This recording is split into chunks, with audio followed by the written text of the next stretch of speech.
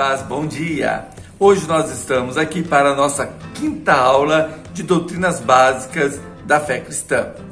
Hoje uma das coisas que tenho observado é que muitas pessoas, de maneira leviana ou até maldosa, acabam tratando as verdades das Escrituras Sagradas como coisa banal. Entretanto, elas não sabem e não entendem porque o diabo cegou o entendimento do homem para que não lhe resplandeça a luz do Evangelho.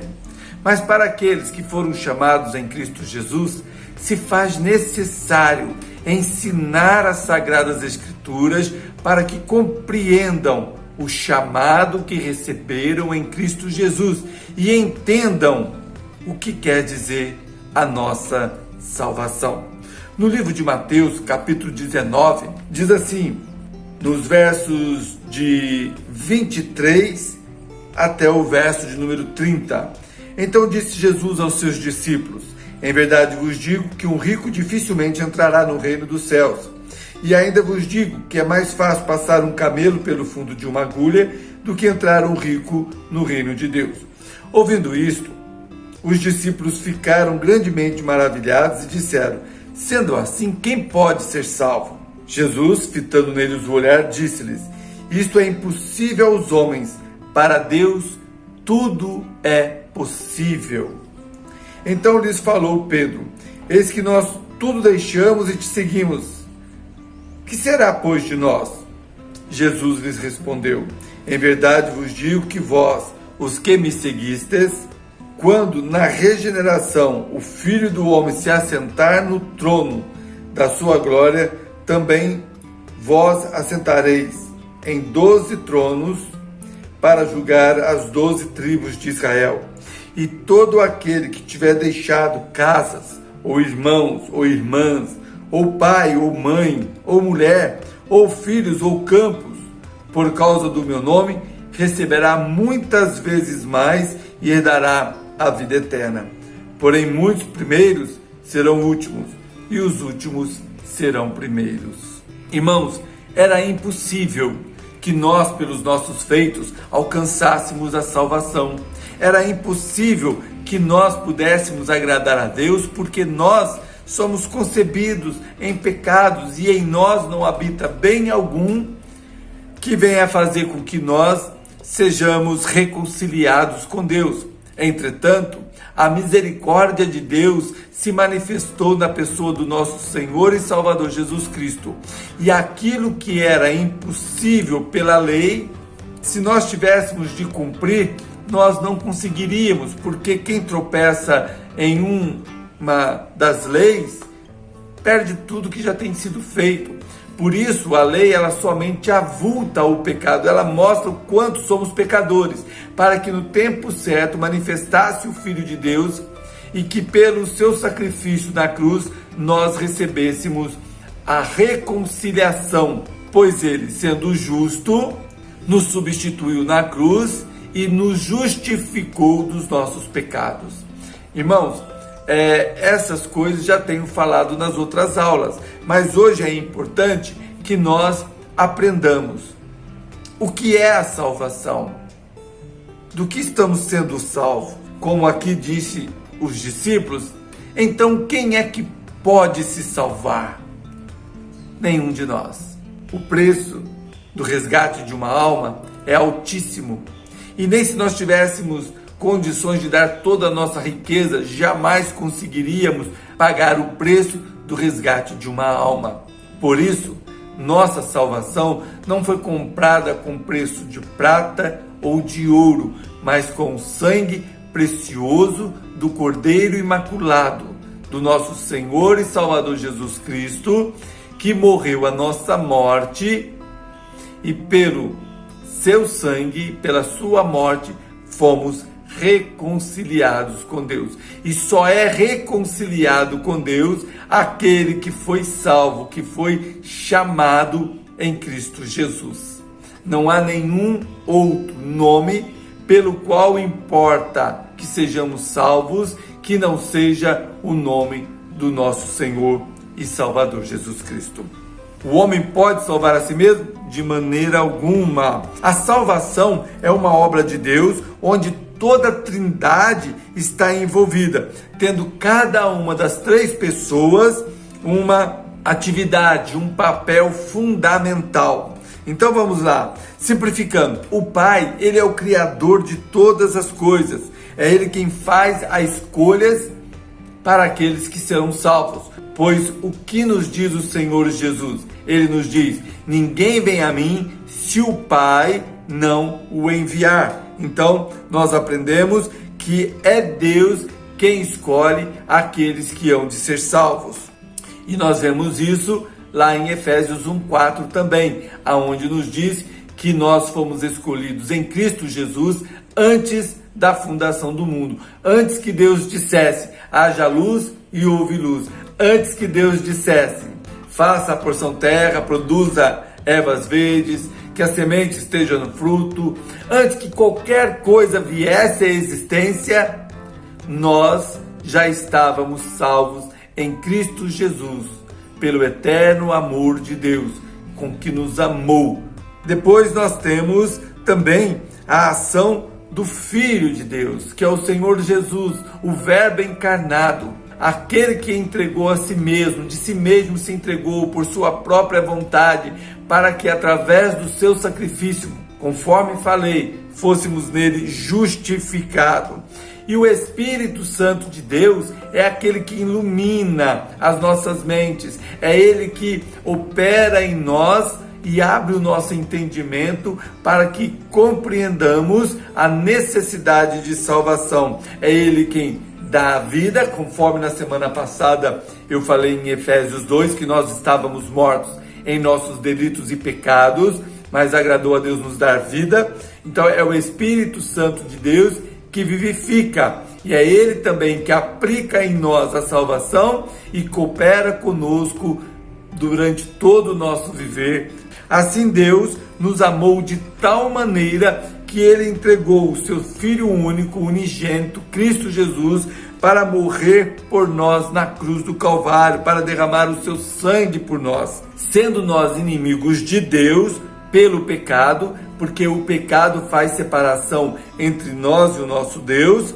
Então, só podemos compreender verdadeiramente isto com a iluminação do Espírito Santo de Deus em nossos corações. É importante compreendermos essas verdades bíblicas para que nós entendamos do que estamos sendo salvos. Lembrando, irmãos, que embora pareça que para nós é muito fácil levantarmos a mão e falarmos, eu aceito, eu creio em Cristo Jesus, eu confesso a Cristo Jesus como meu Salvador, porque este é o papel desta lição.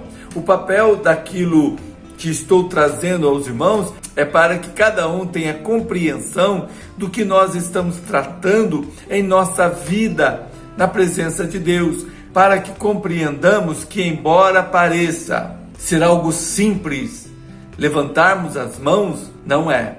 Você só pode levantar a sua mão, você só pode confessar a Cristo, você só pode ter nova vida em Cristo, se é o Pai que tem te enviado a Cristo Jesus.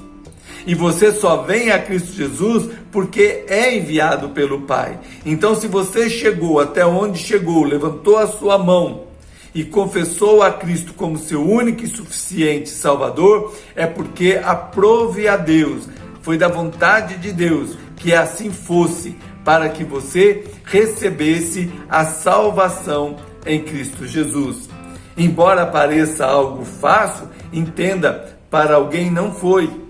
Foi necessário que Deus enviasse seu Filho, Cristo Jesus, o Verbo encarnado, que Ele apregoasse, ensinasse, falasse do amor de Deus e posterior fosse morto em uma cruz, crucificado, aonde a maldade do homem foi tão exagerada que o esbofeteou, que o chicoteou, o crucificou com pregos em um madeiro, levando-o à morte. Entretanto, essa morte foi necessária, porque sem derramamento de sangue não há remissão de pecados. Conforme nos escreve Lucas em Atos capítulo 20, verso 28, conforme Paulo escreve em 1 Coríntios capítulo 6, verso 20, e também Pedro no capítulo 1, nos versos 18, 19, 20 e 21, e eu quero que depois você faça essa leitura. O sacrifício da cruz foi para que eu e você tivéssemos salvação. O perdão dos nossos pecados só tornou possível porque Cristo cumpriu cabalmente a vontade do Pai. Ele satisfez a justiça que precisava ser feita. Quando Deus diz, não comerás do fruto, se comerdes, era a palavra de Deus, certamente morrerás. E o homem morreu.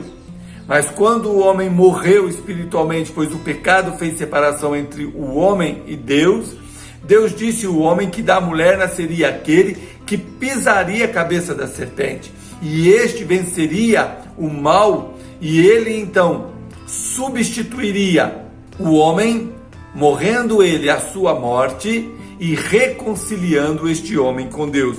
E foi esse o sacrifício da cruz, a salvação que é absolutamente gratuita para você, teve um alto preço para o nosso Salvador. Agora, por que é necessário a salvação? Todo homem necessita de salvação por causa do pecado. Sem que ele seja reconciliado em Cristo Jesus, ele não pode agradar a Deus e já está condenado. Todo homem, ele é pecador e ele está condenado em Adão, está separado de Deus. E se ele não for salvo em Cristo Jesus, ele será também morto para toda a eternidade. Talvez você pense, mas tem países melhores, os Estados Unidos, as pessoas são mais educadas, são melhores. Irmãos, todo homem é pecador. Você pode olhar para pessoas que têm a melhor educação, que têm a melhor instrução, que parece ser uma pessoa boníssima. Tem algumas pessoas que nós falamos assim, gente, essa pessoa é tão boa, que espírito bom, que pessoa boa. Claro que ela vai ser salva. Não.